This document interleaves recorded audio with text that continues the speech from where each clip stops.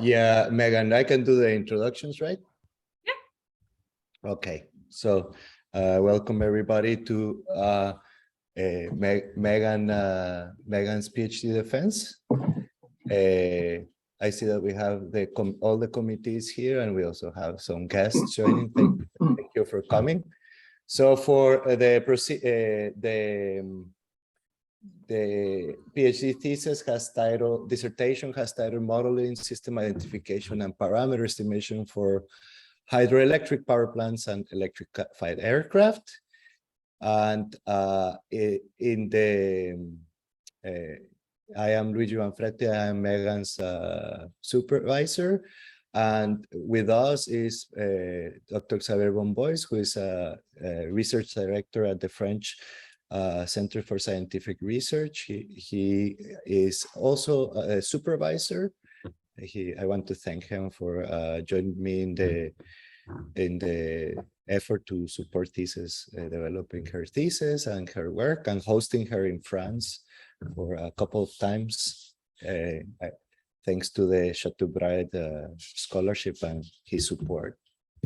The committee that ultimately decides whether or not to award the PhD to Megan is formed by Professor Joe Chow, who is an institute professor at Electrical Computer and Systems Engineering Department. We also have Professor Farhan Gandhi, who is the MOVE director at the main department of RPI.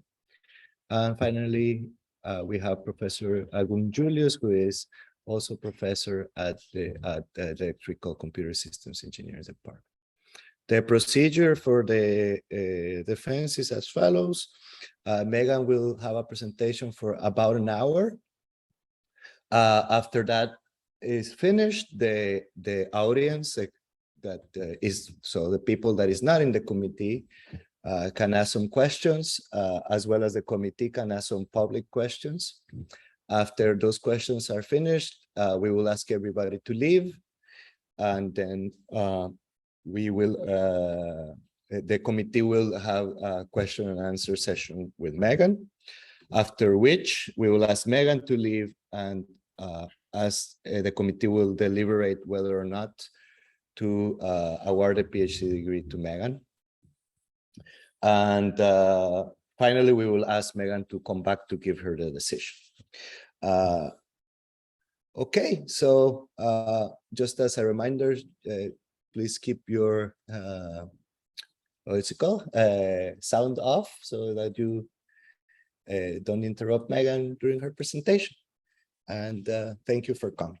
Okay, Megan, thank you. Okay. All right. Hi, everybody. Thanks for coming. Let's get started. So in recent years, the growth of cyber-physical systems have strictly coupled physical systems with computational technologies. Advancements in cyber-physical systems enables capability, scalability, and resiliency on critical systems. This also allows us to model and analyze systems in detail prior to building physical prototypes, saving time in the development cycle. This has been of particular interest with existing technologies like hydro plants and newer systems like fully electric aircraft. So as we're upgrading our infrastructure to accommodate for climate change, this provides an opportunity to create more resilient and reliable systems. So the first set of systems that we're going to look at is hydroelectric power. It's one of the oldest and largest sources of renewable energy. These plants have been in operation for over a century in some cases. In 2020, 17% of total global electricity was produced by hydro. Some of these plants are aging globally, though in North America, the average hydro plant's nearly 50 years old. In Europe, it's 45. So as we're looking to update our global electric infrastructure, it's necessary to ensure that we have well-defined, accurate models representing all of the existing components on the system, like hydro plants. This provides a good understanding on how proposed projects for things like renewables will interact with the existing grid. This also improves grid operations, as system operators and engineers will be more confident in simulation results and taking necessary grid action during emergencies. The other set of systems we look at is electrified aircraft. Electrification is of interest in the transportation sector. The increased demand for sustainability has led to the electrification of aviation specifically. In 2019, the global aviation industry was responsible for 2% of total carbon emissions and 12% of carbon emissions produced by transportation.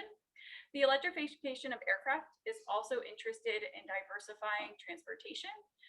Projects provided by electrical vertical takeoff and landing, or eVTOL, is of interest for application in densely populated areas, providing an alternate means of transportation, which would ultimately decrease travel time, traffic congestion, and improve air quality, making transportation more accessible. So here we're going to look at two types of electric aircraft and how we can model them. So we have electrical vertical takeoff and landing, or eVTOL. We have a sample system shown on the bottom left. That's Uber's Elevate's mock-up.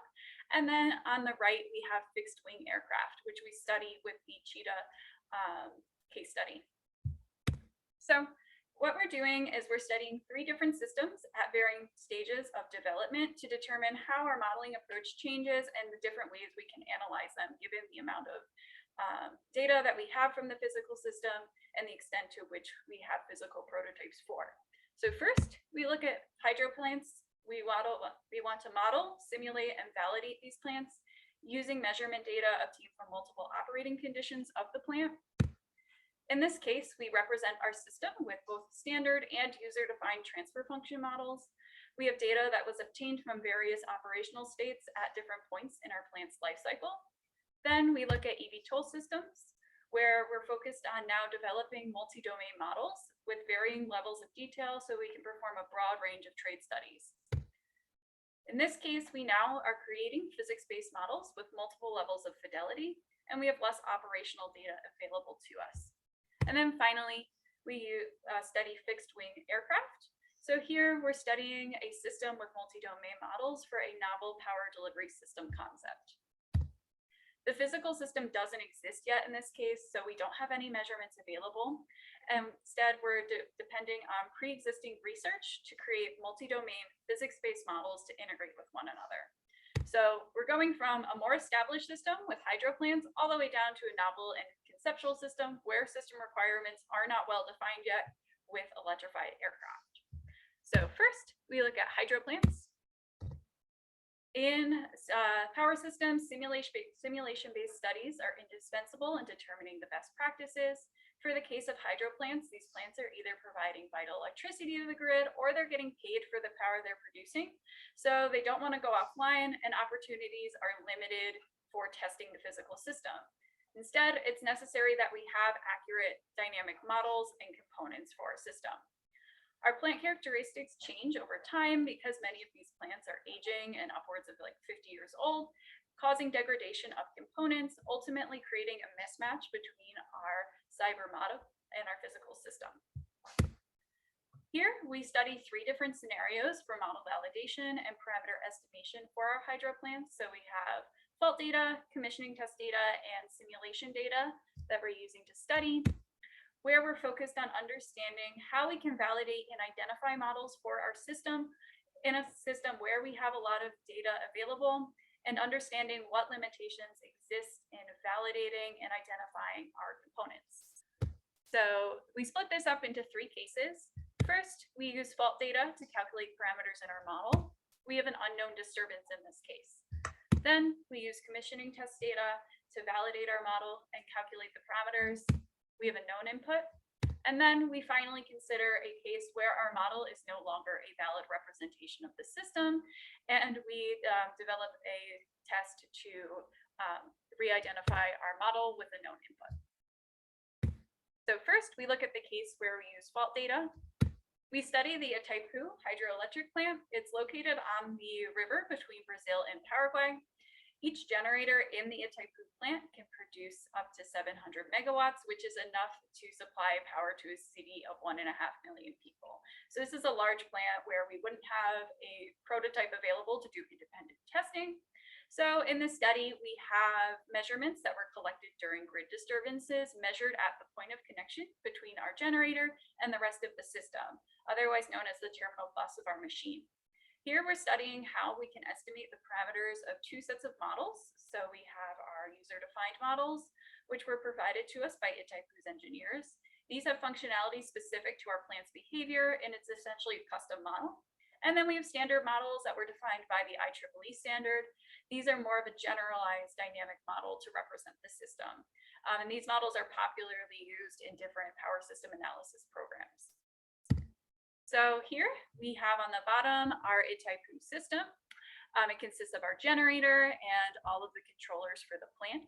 It's configured in a single machine infinite bus or SMIB configuration. Here, because we're collecting the data at the terminal bus of the machine, we have an interface where we play back the voltage measurements with the goal of evoking a dynamic response from our plant. We represent our controllers in the simplest standard form from the IEEE standard and also as user-defined models, creating two different cases that we can study. All of these models were created using Medelica and the OpenIPSL library. So we implement this model using Medelica and we get something like the figure on the right. In block A, we parameterize our model, or we import all of the active and reactive power data that was collected from the measurements. In B, we parameterize the model so all components are operating on the same frequency and same power base, and then we define a parameter case that could be propagated to all of the system components for a specific case.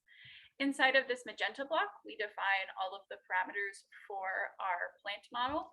So in C, we have our turbine governor. In D, we have our generator. In E, we have our automatic voltage regulator, or AVR. And in F, we have our power system stabilizer, or PSS. In G, we define our outputs from our plant that we want to use in our parameter estimation problem so that we can, when we import it into another software, we have the correct output simulating. And then in H, we define our interface, which is a controlled voltage source component that allows us to play back all of the voltage components from the field data to eventually evoke a dynamic response from the plant in our simulation. So up until this point, we've developed our models using Medelica. Then we export that model as a functional mockup unit, or FMU, using Model Exchange to import this model into Simulink. Then we simulate that model in Simulink, and we configure our parameter estimation toolbox that's called Rapid, so that we can compare our system to the field measurements that were collected.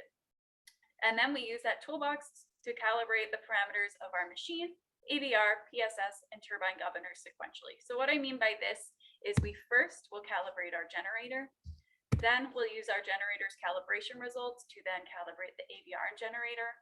We repeat this process for the PSS, AVR, and generator. And then finally, we do all four components in the plant together. The goal of this is because we only have measurements that were collected at the terminal connection of the machine, we have to calibrate each model component by component so we can iterate toward a global solution. So what I mean by performing our parameter estimation is we first define our inputs and outputs on our system. So for our system, we have an input of our voltage that is decomposed into a real and imaginary component, and our output is the active and reactive power generated by our plant. Then we define a vector of the parameters we wish to estimate, and we also define the criteria for the optimization problem, so the upper and lower limits of the parameters that we wish to estimate. Then we simulate our system using an initial guess for the parameter vector, or when we're running our optimization, the result of our previous iteration. So we get our model response. Then we determine the error between our model response and our physical system for each time step, and to use that to determine the norm. And then finally, we optimize our objective function to determine our next parameter guess. We repeat this process until we either hit our error tolerance that we defined in our optimization problem or the maximum number of iterations that we specified at the beginning. So here I have one of the results for one of the parameter estimations that we performed for one of the two disturbances we had data for. On the figure on the right, we have our measurements that were collected from the system shown in blue. In red is the third phase of our user-defined parameter estimation. So here we're estimating the parameters for our generator, AVR, and PSS. In green, I have all four components in the model for the user-defined models. And then in pink, it's our standard models. So looking at that figure, our IEEE standard models perform significantly better than the Itaipu user-defined models.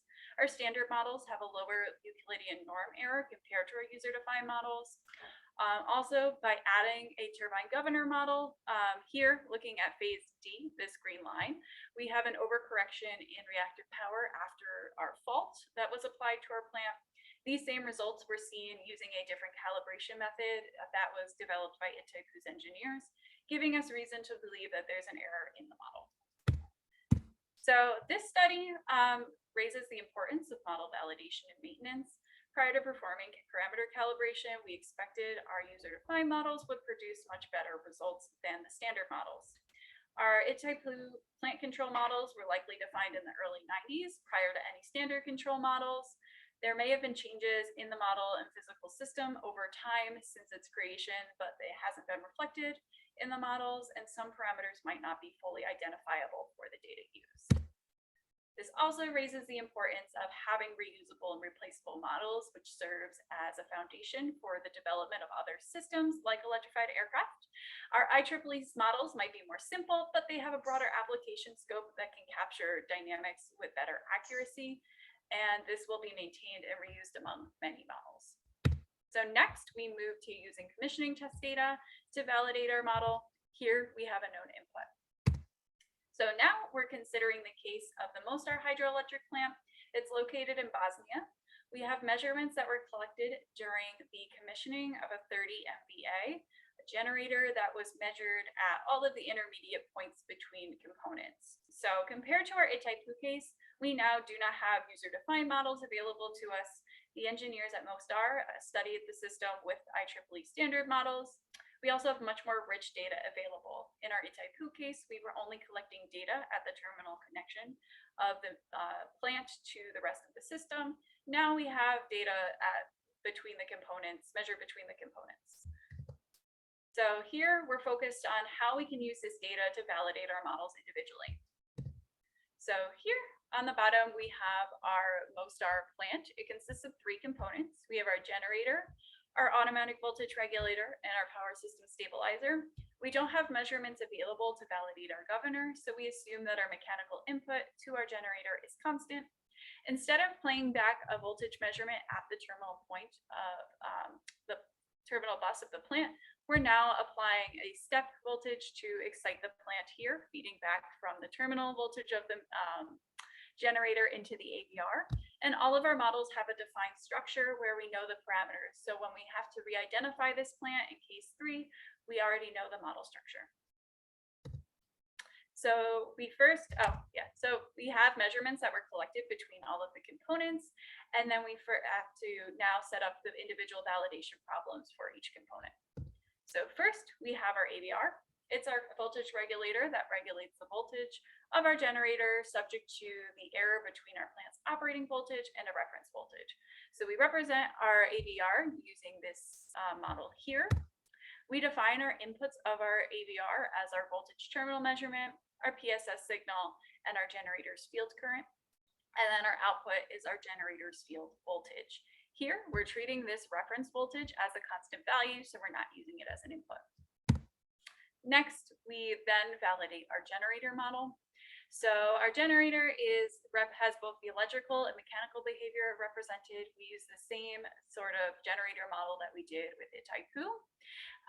Our inputs now, instead of having inputs with Itaipu where we were using voltage as an input and power as an output, we're now using inputs of electric power, mechanical power, field voltage and reactive power, and outputs of speed deviation, terminal voltage, and generator field current. And finally, we validate our PSS. This is a controller that adds an additional signal to our AVR with the purpose of controlling damping oscillations in our system. So we represent our system with this dual input PSS.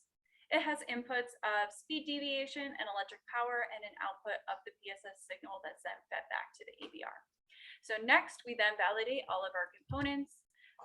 We first apply a step to get a response from our system. We then validate the system by looking at the error between our system response, y sub I, and our model response, y hat sub I, to make sure our model matches the system. Then we validate each component in our system individually. So when we individually validate our components, we first use all of the available signals we have from the field data. We simulate the model using that field data to get our model response, y hat sub I. Then we get the error between our model response and the true system. We calculate our fitness of our model. This is a function of our error and our true model response or true system response. And then finally, we get the norm of our fitness. For our model to be considered valid, we want our fitness to stay constant over time. So in the case where we have invalid models, we use our data to re-identify the model using the same model as our initial structure, giving us a new model M sub I new. Our goal here is to minimize the error between our model and the data.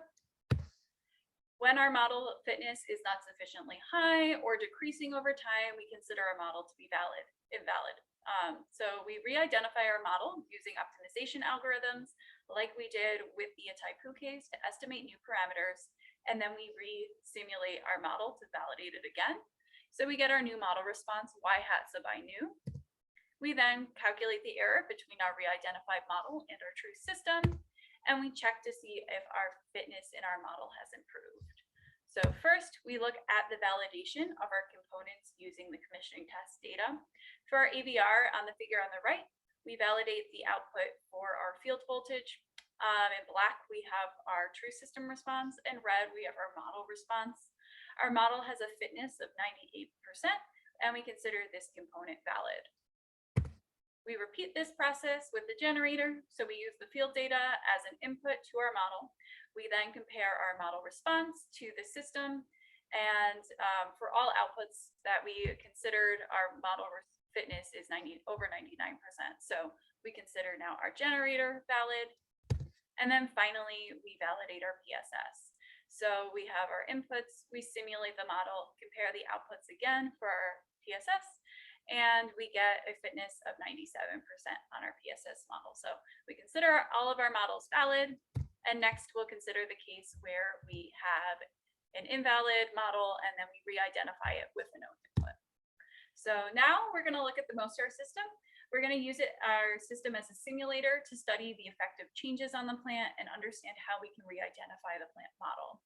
We don't have measurements available for this kind of study, so we're using simulation data in this case. All parameters and models are the same as the system that we previously validated. Now we're varying one parameter at a time to validate and then, if necessary, re-identify the plant model. So we have our same model as before. And I'm going to show a case where we changed one of the parameters in the generator to see if we still have a valid model. So in this case, we change the D-axis reactance, or XD, in the generator by 10%. We simulate our system using the simulator with the same step voltage that was applied to the terminal. So we're looking at the same case that we did in the previous step. We're no longer using field data now. Our true system is now considered our simulation. And then we're comparing, we collect all the data and we compare our result to our previous model to determine if our model is still valid. So we run the validation on our model. We get a invalid response on our generator, which is expected. The voltage output of our generator is most impacted by the plant's parameters, which is expected because we changed a reactance, or an inductance value on the generator. Our AVR and PSS are still valid because we have not changed any of those parameters. So with this validation approach where we can validate component by component, now we can just isolate the element where we have a change to re-identify. So we re-identify the plant using rapid and that same optimization process that we did with the Type-2. We estimate the parameters of the generator and we end up with results close to the change parameters. When we set up this optimization problem, we assume that the parameters that we change in the generator are unknown. So we leave that problem open. And then we get a result in our generator where our fitness on the voltage has increased from 68% fitness all the way up to 98. So we now have a re-identified generator model. So with this approach, we were able to distinguish inputs and outputs of 3 elements that we wanted to validate in this plant. And with this approach, we get a good validation result. By selecting our inputs and our outputs of our generator better, we can get a better validation of our model. Instead of choosing the conventional inputs and outputs based on what the generator is physically producing, we choose them based off of the equations of the model. We get a valid response, as I showed in the most our case. And then this validation approach also allows us to isolate the element that's modified and produce a better identification result when it's invalid. So next, we will move over to eVTOL systems. So in eVTOL systems, simulation studies allow us to analyze and understand new designs and how the different domains interact in an aircraft. It also allows us to study these designs and concepts prior to building a physical prototype, saving time and money in the development lifecycle. So for this system, I developed a multi-domain library that allowed us to develop, study all of the individual components in a quadcopter. And then we focused on studying just the drivetrain in a multi-domain model to understand how using different power source models that have been validated against real world data affect the drivetrain response. And then we compare different speed commands and quad rotor configurations to compare our drivetrain responses. So for our eVTOL system, we're focused on first modeling our system. So we create multi-domain models for the various subsystems at differing levels of fidelity. Then we combine those models to perform system level simulations to understand how the dynamic response and energy metrics are affected for different flight commands. And then we focus back on the drivetrain to understand how changing modeling fidelity in our drivetrain and our battery, as well as the electrical system architecture, affects the dynamic response of the system. So in total, this gives us a set of validated eVTOL models that have varying degrees of modeling fidelity to be used for different studies. So first, we'll look at component modeling. So while we represented the hydroelectric plants with transfer function models, now we're representing our eVTOL system with multi-engineering domain physics-based models. We implement these models all using Modelica. So first, I developed an open source library that contains models for each component in a quadcopter at different levels of fidelity. This approach allows us to expand our capability to analyze the effects of individual domains on the system dynamics. So for example, we can study how a discharging battery and that electrical dynamic affects the aerodynamic response of our quadcopter. This approach also allows us to integrate models with other software tools. So with our drivetrain study, these models were able to be integrated with other domain-specific analysis tools. And then we were also able to animate and integrate these models with virtual reality software, which I won't show, but I have a figure of some of my innovations on the right. So for one of the examples of a model that we were modeled at varying degrees of complexity, we had DC motors. This was a specific interest for our drivetrain study. So we model our motor at 4 degrees of complexity. In a lot of eVTOL studies, they normally simplify the motor down to what we see on the top right. We have an input voltage, some sort of resistive loss in the motor to then be applied to an EMF with an output torque. They normally neglect the inductance because it's pretty small. So then we develop a model that now includes our inductance. Then we move up to what we call the motor models that are called our brushless DC motors. We model these motors with both an averaged and trapezoidal back EMF. So in the case where we have an averaged back EMF in our model, the only difference between our simple motor with an inductance is that we are now including losses in the mechanical domain. So we apply a frictional loss to the rotor of our motor. And then we also model our motor in the most detailed fashion that we can with a trapezoidal back EMF. So with this case, we have a 3-phase voltage that's applied to the motor is dependent on the speed and position of the motor.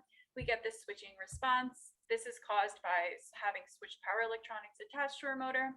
And we can derive our average back EMF model by taking the RMS of our trapezoidal EMF here. So this approach gives us models that consider different system dynamics and losses in the mechanical and electrical domains. So next, we look at system level simulation. So I developed all of the models for the different components in a quadcopter at different levels of fidelity to develop a system as shown here. Looking on the inside, this model takes in XYZ coordinate commands to dictate the physical location of our drone. This is then fed to a controller that dictates a current command that's applied to each of the propellers. These propellers are then mechanically linked to the drone chassis, which then also has sensors to specify the acceleration and physical location of our quadcopter to update for the current control. So here we're comparing the tracking response and energy metrics for our quadcopter, considering two different multiple motor models. So we have an ideal motor and a motor that considers different losses and inductances.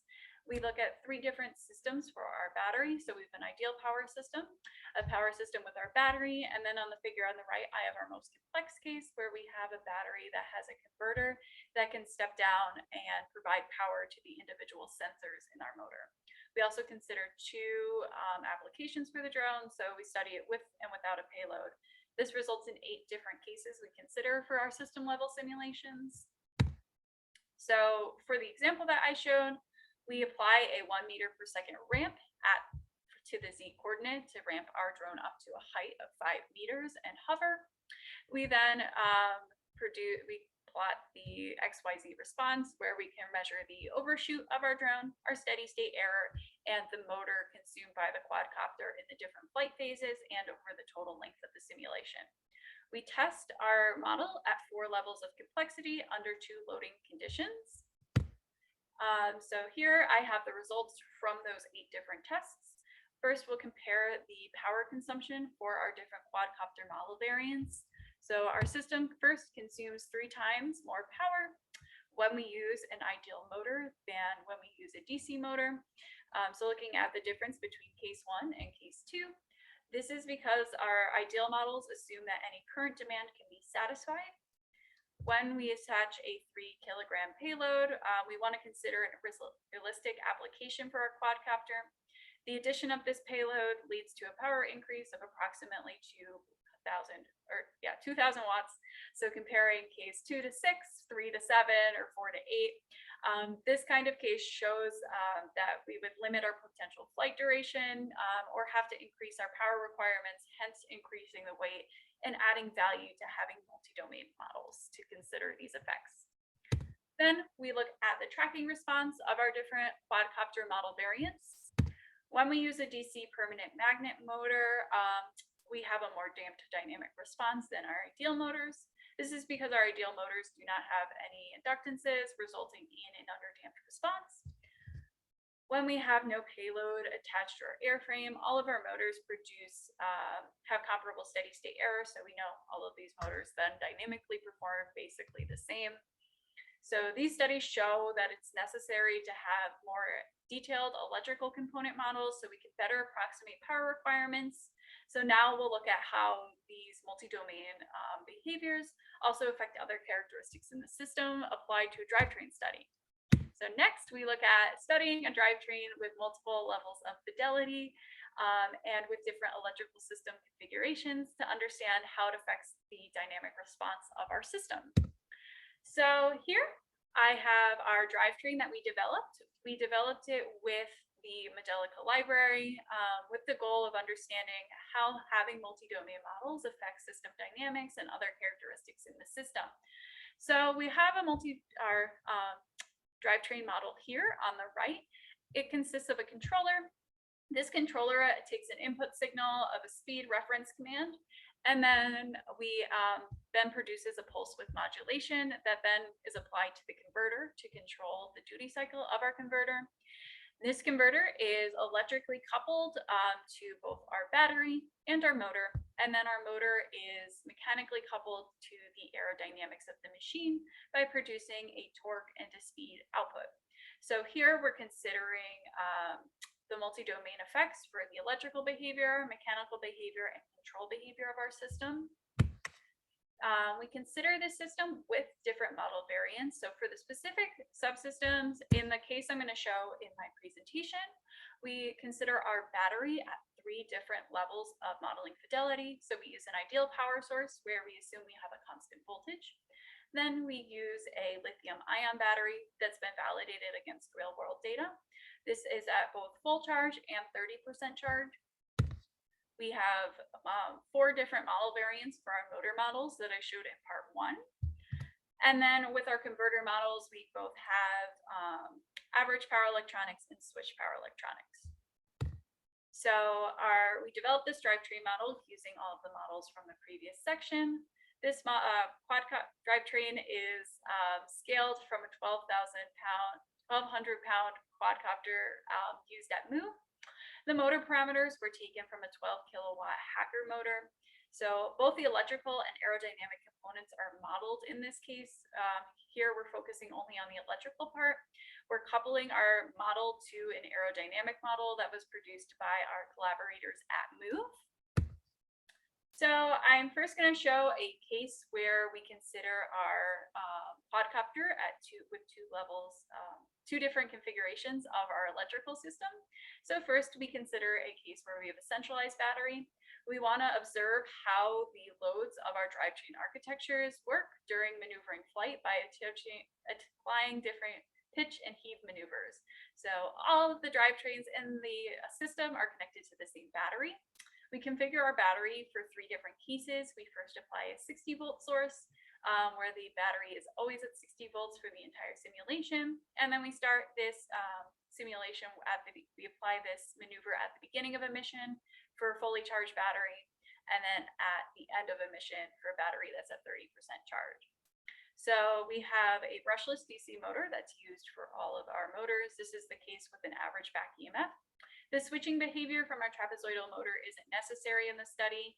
That dynamic behavior only slows down the simulation speed. So we apply this pitch command to our system. On the left, we have our motor current. So for the first 12 seconds of our simulation, we have different spikes in our current. The motors will have spike in current as the rotors will accelerate and decelerate to this pitch command.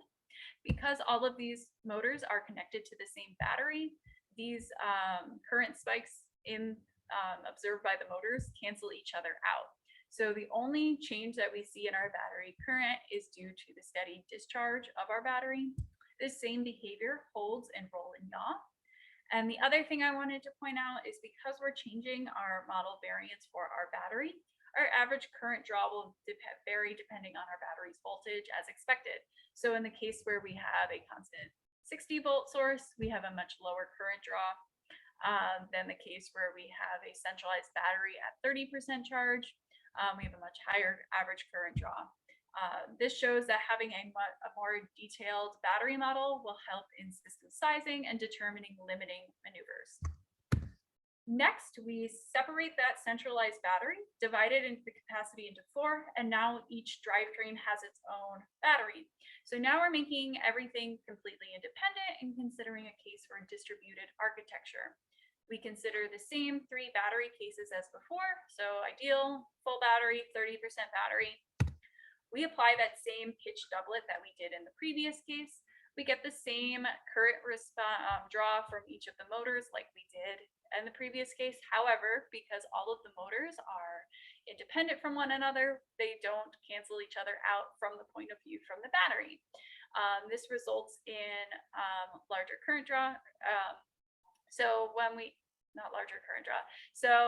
we have a distributed battery architecture, we would now have to size the battery for each maneuver applied to the motor. Okay, so by using multi-domain models, we can better understand the effects of the electrical system on the aircraft. For system level simulations, the level of detail in the electrical systems and motors show why it's necessary to have them in system sizing. When we use too simple of an electrical motor model, we get an inaccurate approximation for our power consumption. For the drivetrain simulations, it's necessary to consider the multi-domain effects so that we can perform sizing studies on the system and understand how the different levels of complexity would affect things like the current draw in our batteries.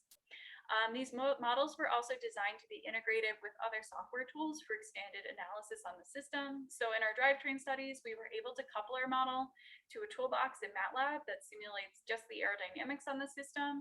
This adds value and flexibility to our models as we can use one model across many tools. So next we move on to electrified aircraft. So the case that we studied with electrified aircraft is the Cheetah aircraft.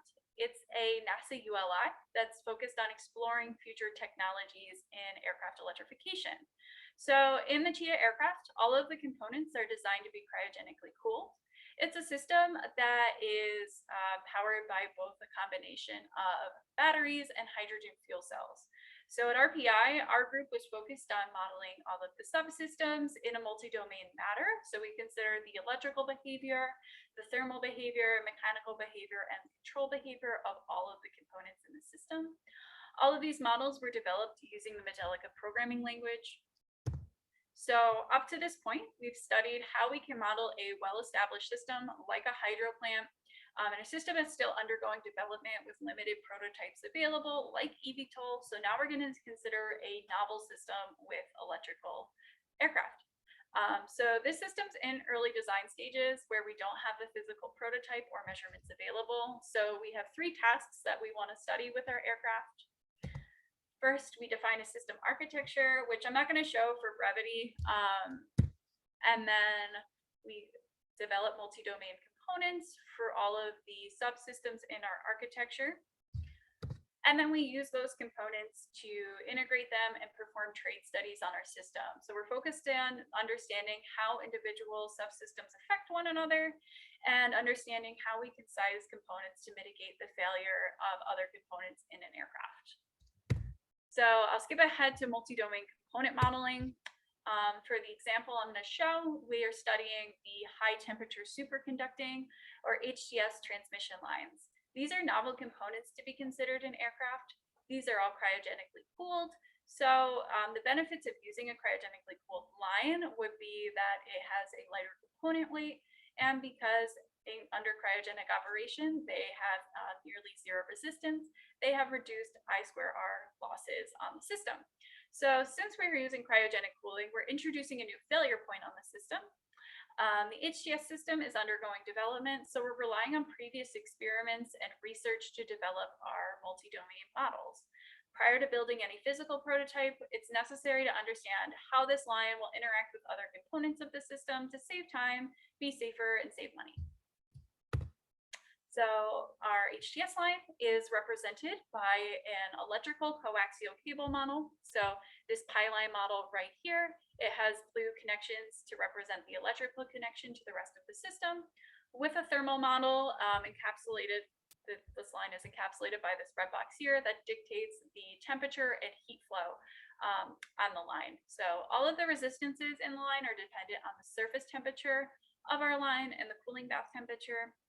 Our temperature of the line is also held constant by a fixed boundary condition that specifies the ideal temperature of the cooling of our system. So we model this line using cold end cooling assumptions. So first we have to determine our general characteristics of our line. So we first have to determine the maximum current rating of our line. This is a function of our critical current at 20 Kelvin, our line, the surface temperature of our line, and our critical temperature of our line. Then we use that value to determine the resistivity of the line. This is a function of our line's geometry, the critical current, and our electric field produced by the line. This is also a function of the operating current of the line, critical current, and an index value for our superconductor.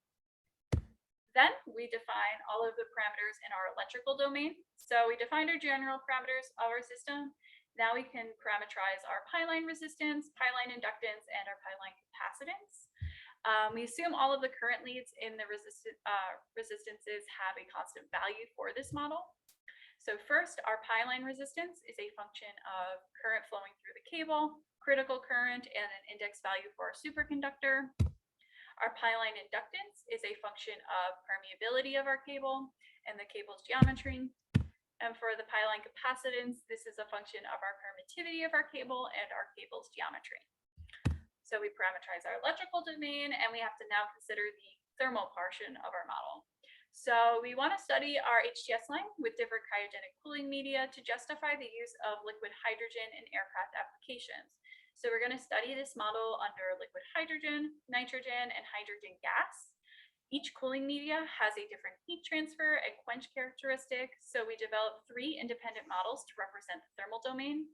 We utilized different previous experiments to define the results of heat transfer curves, as we do not have any physical prototypes available. So we use the nuclear boiling curve first to define the heat transfer coefficient for liquid hydrogen. We get a piecewise function shown here, where we can now determine the heat generated by the line, and this will help determine if the line will remain in the cryogenic cooling region or quench during the fall.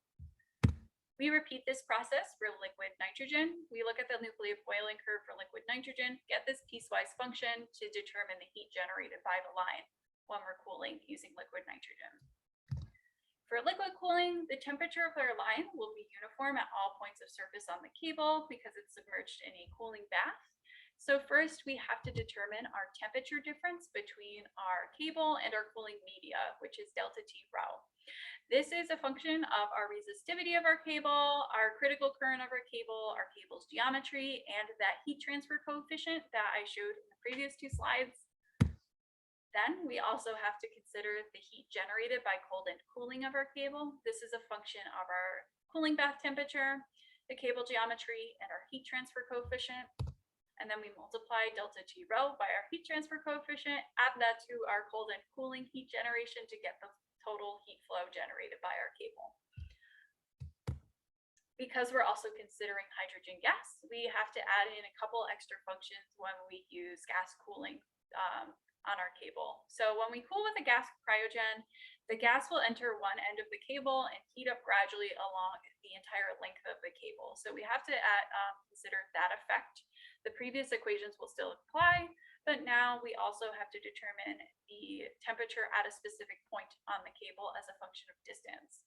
So this is a function of the inlet temperature, or heat flow generated by a cable, the specific point that we're measuring on the cable, the velocity of our gas coolant, heat capacity of our gas coolant, and the geometry of our cable. Then we determine our temperature difference between our cable and our cooling media from our gas inlet, which is delta TZ, and we can use this to determine our total temperature change applied to our model. So next, we use that HTS line to study how it's affected during different fault conditions. So when we develop these novel components in the system, we want to understand how they affect each other using simulation studies. When there's a fault in the system, we want to ensure that our HTS line is protected from uncontrolled heating and eventual quenching. This could cause a lot of problems in the aircraft if it did quench. So we want to study how the fuel cell's impedance can mitigate the impact of a fault on the HTS line temperature so that it remains stable during failure. So we set up the system using one branch of the Cheetah electrical architecture. We have a fuel cell, our temperature inputs to our fuel cell and our HTS line. Then we have our HTS line. We apply a bolted fault to ground at the point of connection between our HTS and our inverter. Then we have our inverter and our motor that provides propulsion to the system. So we're studying how we can change our fuel cell's impedance to make sure that the line doesn't enter quench. So I first study this with liquid hydrogen. We want to make sure that our cable will stay in a cryogenic operation, which is when the temperature difference between our cable and our cryogen is less than 3 Kelvin. So I first study the cable in normal operation prior to applying this fault. Our cable is stable for all fuel cell impedances for the given parameters of our fuel cell. And then we apply our fault to ground at the point of connection between our HTS and our inverter. And our line is stable for any fuel cell impedance above 4.14 ohms. Another thing to note is we're also measuring the ratio between our operational current, so the current going through our line, and our critical current. So at this point of failure after a fault, this is occurring at almost 2.5 times above the critical current limit. This is due to the thermal characteristics of liquid hydrogen. So we repeat this test for liquid nitrogen and hydrogen gas. I compare the minimum fuel cell impedance in both normal and fault operation, as well as our current ratio in normal and fault operation. Liquid hydrogen makes the system much more resilient by design. The heating characteristics of liquid nitrogen provide a buffer that prevents quenching when we exceed our critical current. So for liquid hydrogen, we can carry almost 2.5 times above our critical current. And after a fault with liquid nitrogen, we only get up to whatever that critical current value is. With hydrogen gas, because this line is dependent on, the heating is dependent on the length of the cable, we can only carry about half. So a cable cooled by hydrogen gas would need to have higher current ratings to ensure that our line stays thermally stable along the entire length of our cable. So the reason why we wouldn't use like hydrogen gas in our cable is it would result in increased weight, and any minor change to the physical layout of our aircraft would require significant redesign of our line, and we'd have to perform all these simulation studies again.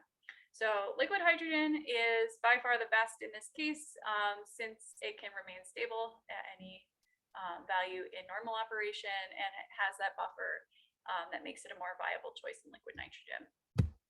So now I'll go through the summary of my conclusions for my 3 systems.